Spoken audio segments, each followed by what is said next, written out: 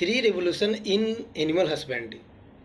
अगर हम बात करते हैं रेवोल्यूशन का, तो एग्रीकल्चर में डिफरेंट तरह से रेवोल्यूशन लाई गई और डिफरेंट टॉपिक पे लाई गई, लेकिन हम एनिमल हस्बेंड्री की रेवोल्यूशन के बारे में आज हम बात करेंगे। एनिमल हस्बेंड्री के रेवोल्यूशन की बात करते हैं तो तीन जो रेवोल्यूशन होता है वो मेजर होता है।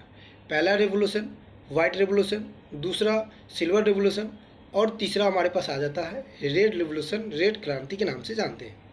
एक एक करके समझ लेते हैं। वाइट रेवोल्यूशन जिसे हम श्वेत क्रांति कहते हैं, फादर ऑफ वाइट रेवोल्यूशन की अगर हम बात करते हैं तो वर्गीस कुरियन साहब को मानते हैं।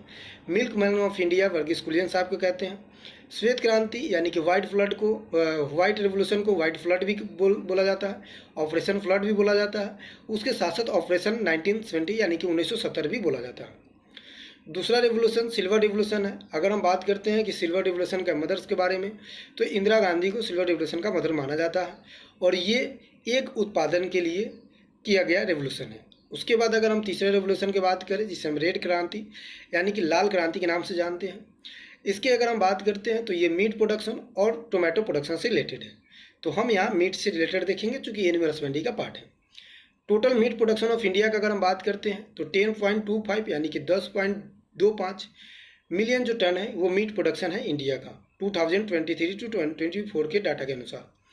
अगर हम बात करते हैं कि रेड रेवोल्यूशन के फादर के बारे में, तो विशाल तिवारी को रेड रेवोल्यूशन का फादर माना जाता है। ये किससे रिलेटेड है? तो मीट रेवोल्यूशन से रिलेटेड है।